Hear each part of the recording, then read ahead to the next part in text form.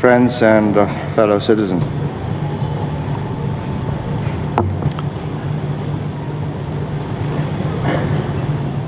"10 years from now,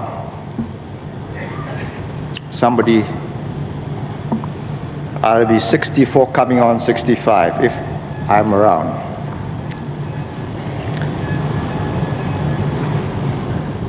I'd like to sit back and hear somebody expound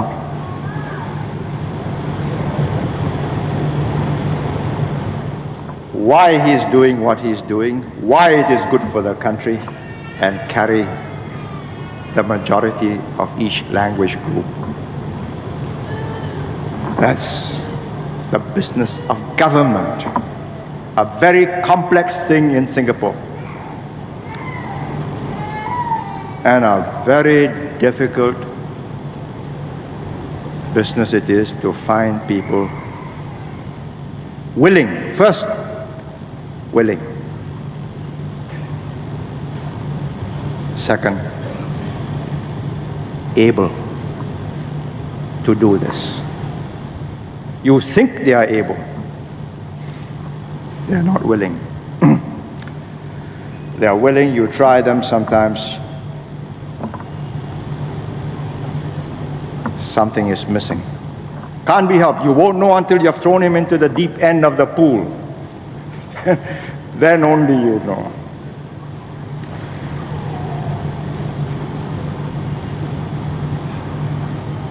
But the whole of this last 13 years has depended upon an interaction between people and the leadership. The organization which has to be built up to mobilize people and put them to constructive endeavor. Now the problem of continuity under different circumstances. In 1988, Singapore won't be facing the problems we faced in 1968. British bases withdrew, conversion of war properties into civilian user. I don't really know what kind of world it'll be in 1988, but I do know, unless you've got a population that's well educated, well informed, well knit into a cohesive, integrated community, it cannot maintain this momentum.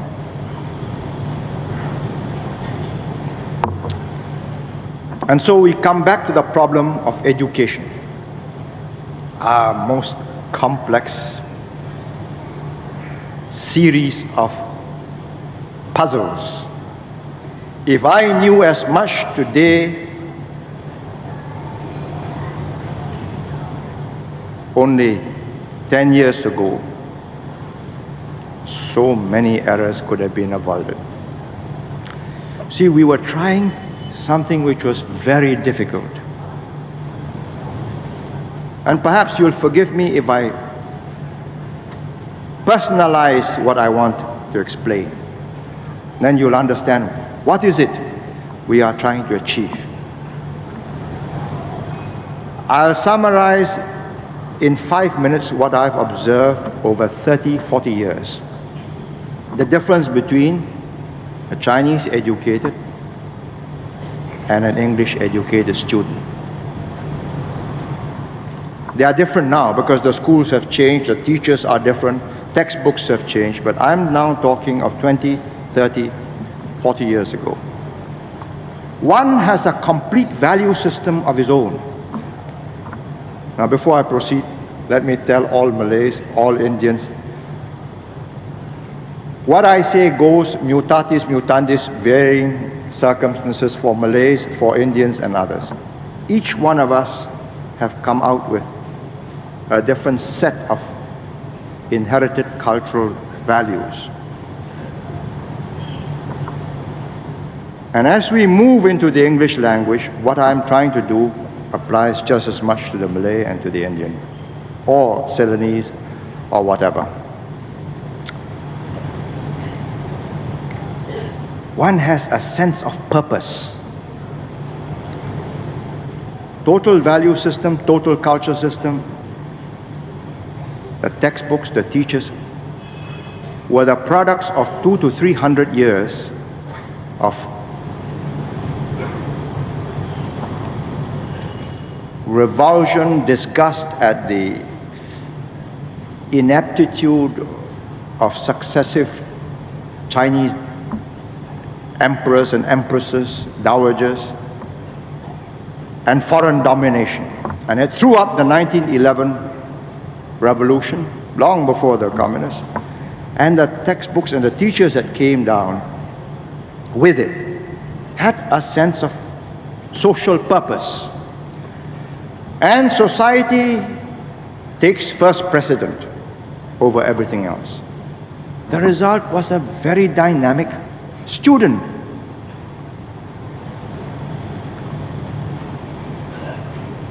He's able to organize his own picnics.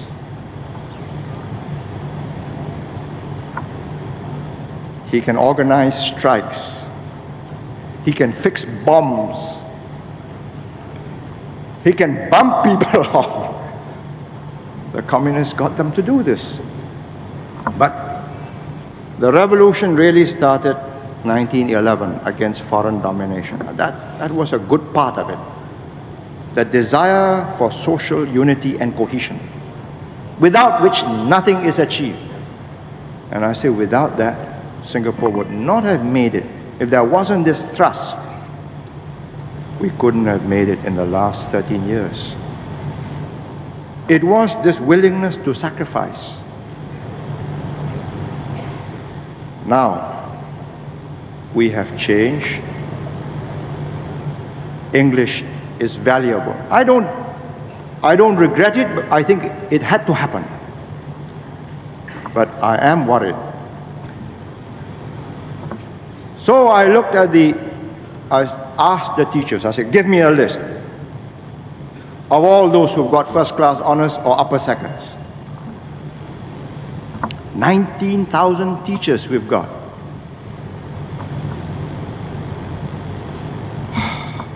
4 first class honors.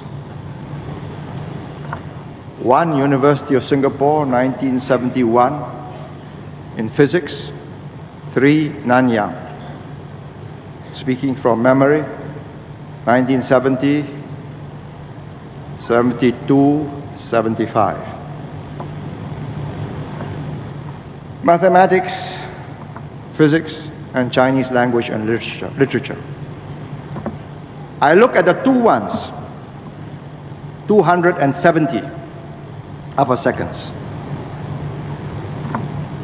1/4 University of Singapore, 3/4 Nanyang. Why? Because the University of Singapore graduate opted out. So grade for grade, job for job. Because the Chinese language has not got the same marketable value, you've got higher talent in the job. And I've noticed this. I don't need to carry out a survey. I first noticed it just personally, personal observation. I called for the figures. It confirmed my observation. Now, what do we do?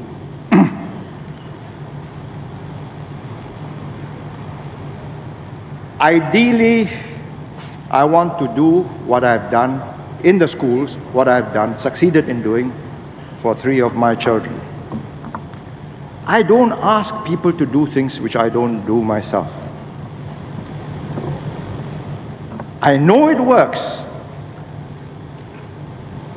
I send them to Chinese schools where they learned a philosophy, a complete culture system. I made sure they had enough English so that they'll master science, technology, and understand the scientific approach, the search for universal scientific truth and its application, which is the reason why the West, first Europe, then America, then Japan, is way out in front. There's none of this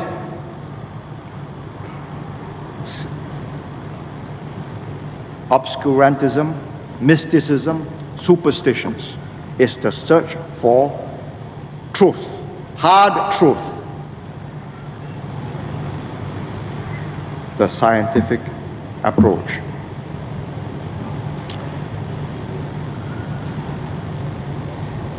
Now, what was done was Chinese teachers and the home. Now what we are trying is Chinese language teachers, English language teachers, but there is no coordination. Each is giving a system down into the pupil. The system is being tried out on the pupil. Instead of having a teacher who's already a product, then we have solved the system. Because they've been through it, they know exactly what was relevant in the Chinese system, what was relevant in the English language system. That's what you give to the children. Simple, but very difficult, because these are the ones who have gone out of education. They are not in education. Now we've got to bring a whole team, and I've got Dr. Goh to bring a whole team to go into education. Finally, there isn't. I got to bring an outside task force to attack this problem. Let me repeat how it is to be solved. The blend really, or the fusion, should have taken place in the teachers. Then the teachers transmit it. It's stabilized. Then you know, Chinese first language you can give so much, English second language you can give this much, or vice versa. English first language so much, Chinese second language so much, or Malay or Tamil, or what have you. But no, there are two separate sets of teachers. One does not care what the other side is doing, and they're just pouring it in here. So everybody gets private tutors for his child.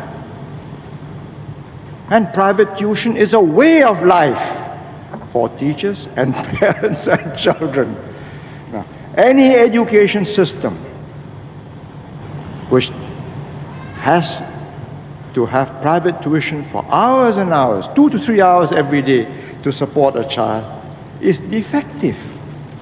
Anybody could have told us, but we were so busy. First, trying to make Singapore survive, make a living. Then, at the same time, build up the SAF, then build up the Ministry of Foreign Affairs. We left these things to the experts. It's only when we got the products of the experts in national service that we decided, no, there must be something wrong with the experts. And we discovered that there were very few experts.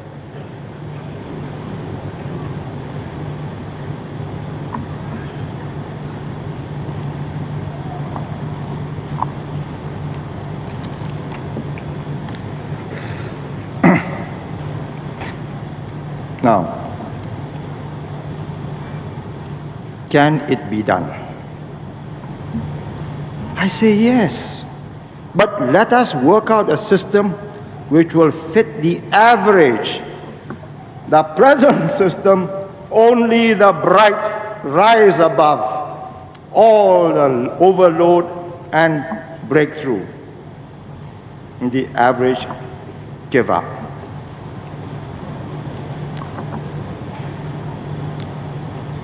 So we come back to talent. Why Dr. Goh? He's not an educationist, but he has a brain he makes use of. And of course, he has collected most of the bright officers in his ministry. So let's take them out. 8 to a dozen of them, Chinese stream, English stream. Most engineers. Returned scholars. But one simple thing I've learned in life, never mind what the specialty is. Finally, does the brain think logically? Does the observation, is it objective, accurate? Are the experiments carried out in a prudent way? Results cross-checked. And we'll find the answer. But it will take years, maybe 2 to 3 years, to work out the basic system. How to stabilize it. So we have, the problem is less with the other languages. So you take Malay, English.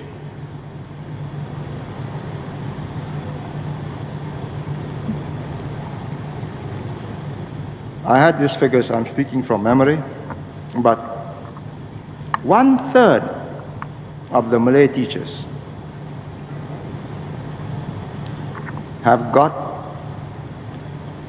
a P4 in the second language, English or Malay. P4 or P6, I think. P6, sorry.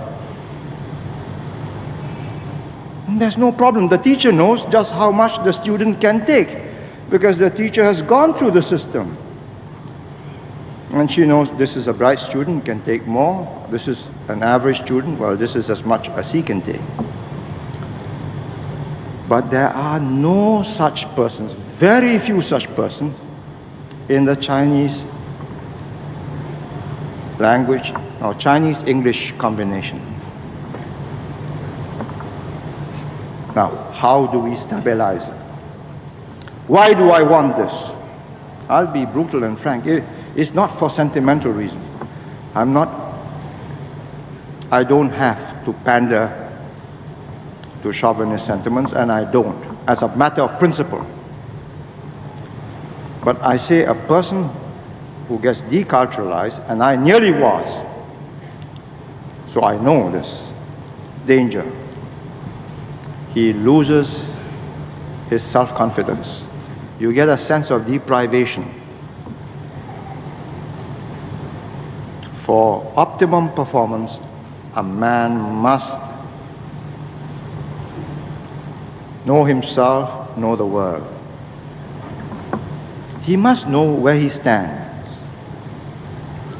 I may speak the English language better than I speak my Chinese language because I learned English early in life. But I'll never be an Englishman in 1,000 generations. And I have not got the Western value system inside. It's an Oriental, Eastern value system. But I use Western concepts, Western words, because I understand it. But I also have a different system in my mind. And I'll give you in a vivid way how it works. The self-confidence, the guts, the gusto, the gumption. Every time there used to be a riot in Singapore, there was hilarious laughter and fun and games at the University of Singapore. I was amazed. There's a lightheadedness because they did not understand that this was real revolution. 1950s, 1960s. I watched it in total and utter amazement. In Nanyang, they were making the revolution. There was no fun and games. When I went there, they barracked me and they put the heat on me.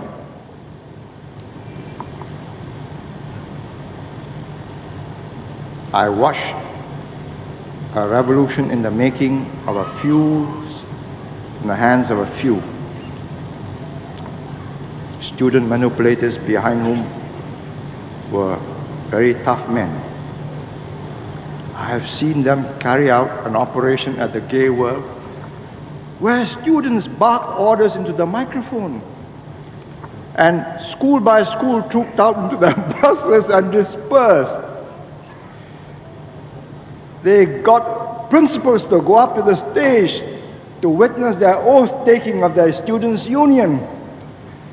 Principals who are terrified out of their lives. That's the quality of the organization, the goal. And it's the same cultural push. Now, I don't want any of that direction.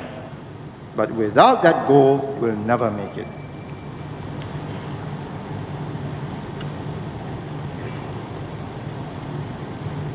Let me just very briefly tell you this. I was a student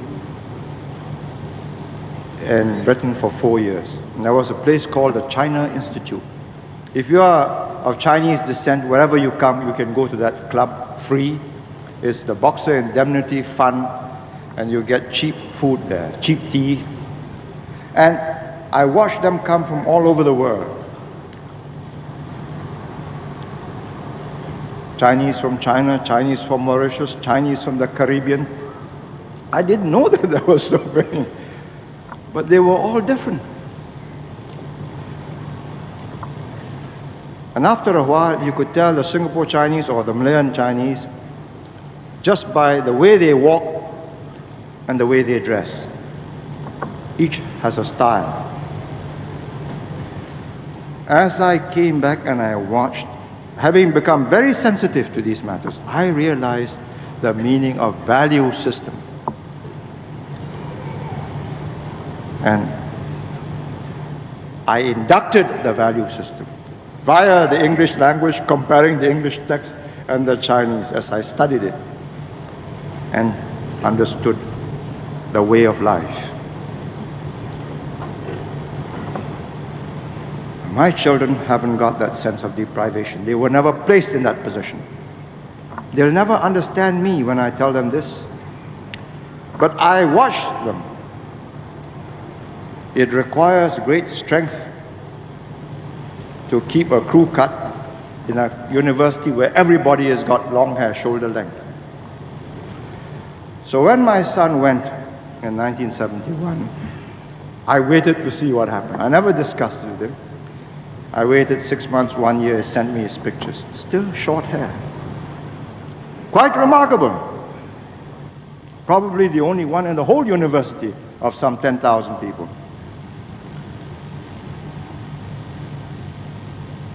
5 years later, his brother went. Also short hair. After a year, picture came home, still short hair. You see, he has a total value system. I am me.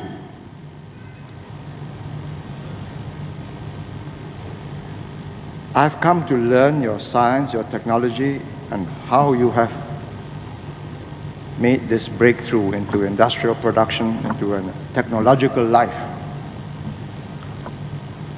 I've not come here and to have long hair, wear dirty jeans, walk about barefooted, wear t-shirts with strange slogans printed on them. That's got nothing to do with what you've done in outer space. And they are able to do that because there were two value systems. There was the moral modulator. And we must contrive, we must find a way to get this established in the first 500 or first 1,000 teachers on whom we can build. There are today probably about 50 who would qualify under that. And they are not teaching, they are in the ministry because they are the brighter ones. And this is the paradox of bilingualism. The brighter you are, the easier it is. And for the average, you must simplify.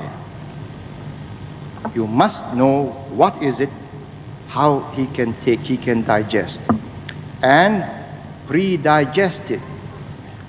Today we are giving them two direct systems No interrelation between one and the other. No explanation. That if you say this, now in Chinese say, did you sleep well?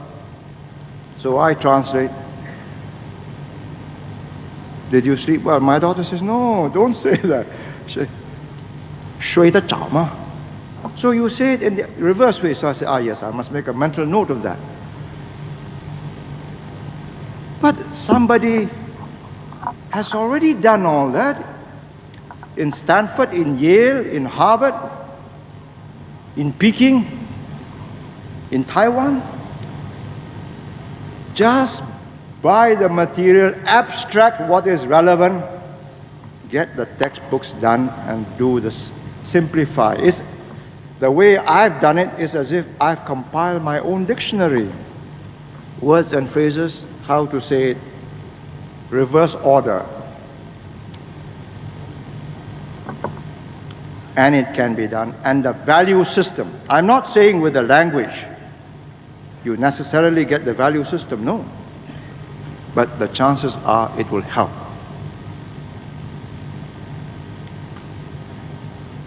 And without that value system, I am quite fearful that we lose this thrust.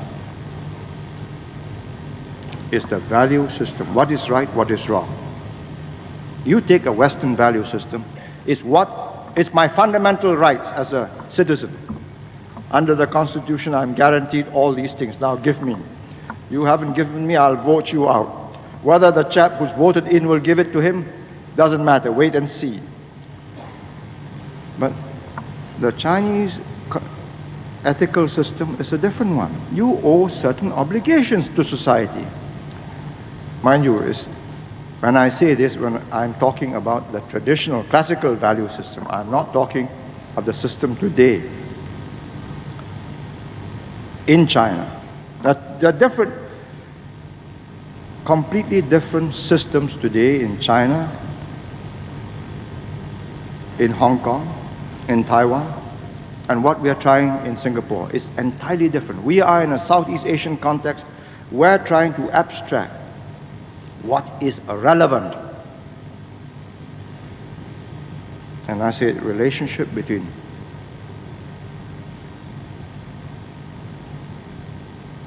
Confucius says 君主跟臣子, but between government and people.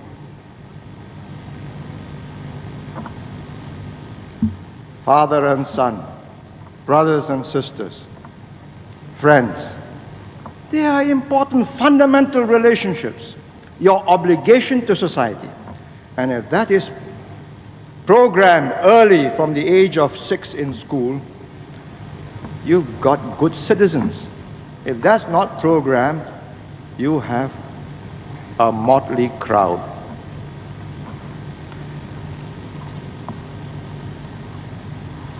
The performance of any society depends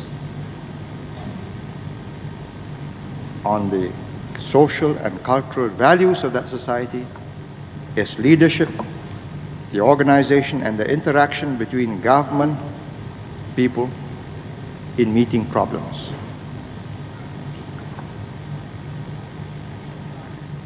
And each time the yen goes up or the Deutschmark goes up, is a vote of confidence by the bankers and money brokers that the Japanese society and the German society, the government, the culture, the people, the unions, can make that adjustment and overcome their difficulties.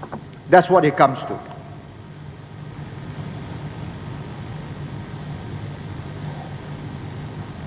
It simply means that.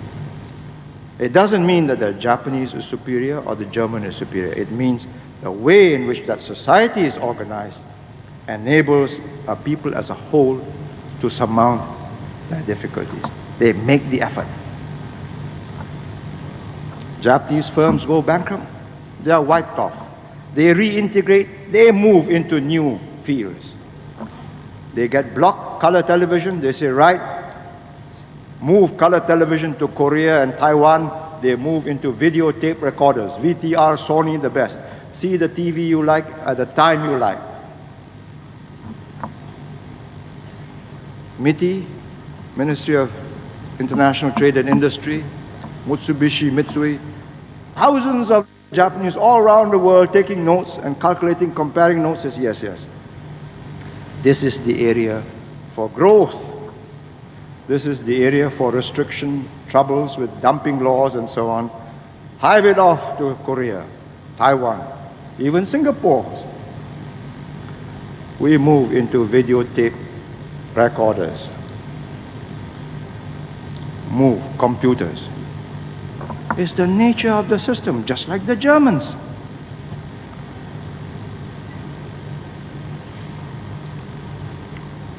How simply do we continue this performance? How does it apply to us? It's people, government, organization, unions, management, unions, the total culture system. And we've developed our own.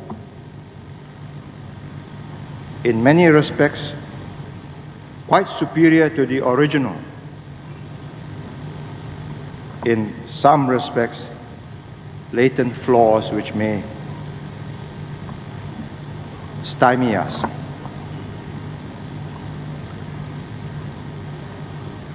Good points. Hardworking, triers, willing to have a go. Blocked, think of another way. Never give up. Part of the immigrant philosophy. Having left your home, you just got to make good to justify having abandoned your home.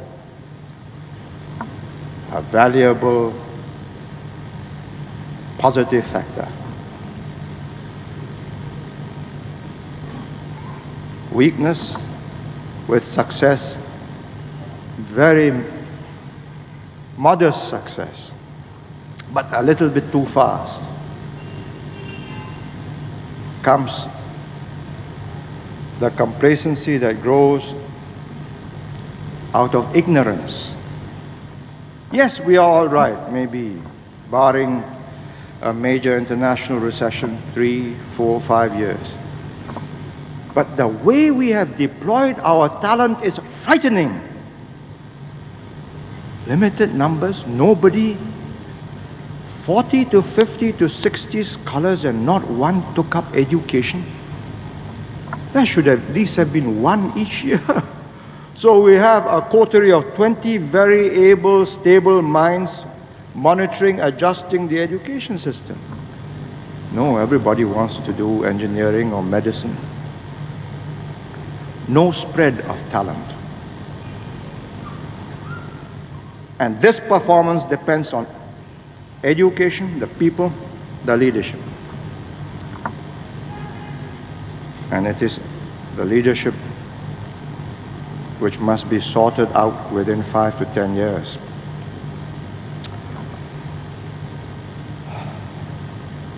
It's a different generation and we have to accept it as a fact. They didn't go through the Japanese occupation, they didn't have the near misses of communist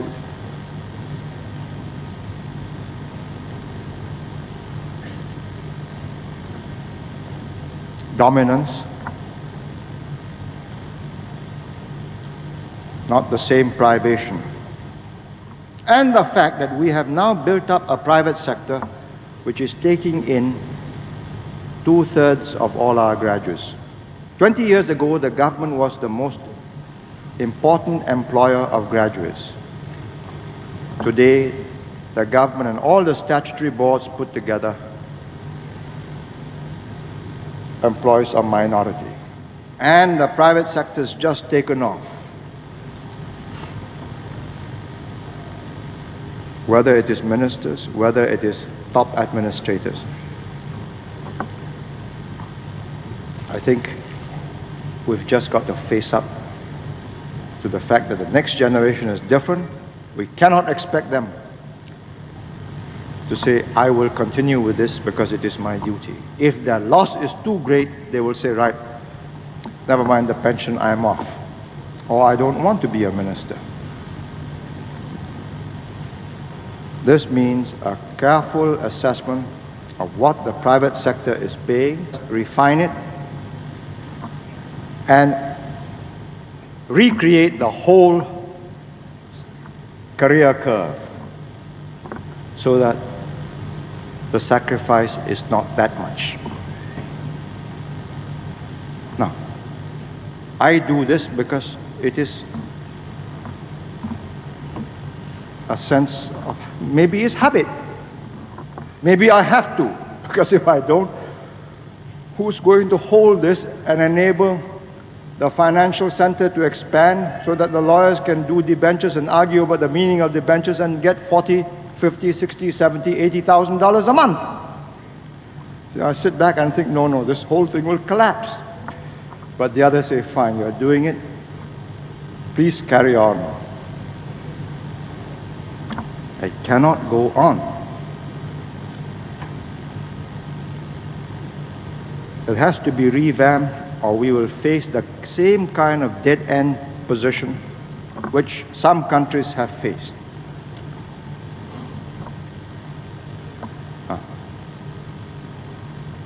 In the course of the next 1 year, 18 months, definitely, whilst we have the time to put things right, we've got to get the adjustments made. These are fundamental adjustments to take into account the fact that the private sector now sets the pace. It's a bigger sector. The bright students are still with us for the first 5 to 8 years of their bond. They have acquired the experience. Unless we don't want to keep all of them. In fact, it's bad for Singapore for all the bright ones to be in the public sector. We want 1/2, 2/3 out in the private sector, but we need the brightest of the 1/3 to man the key positions, because these are the centers where you decide policy and you decide the course events will take.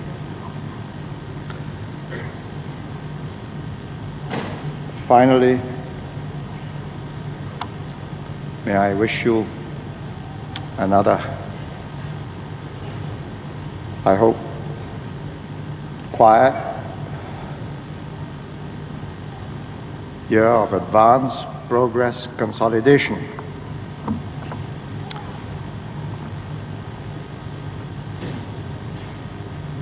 It's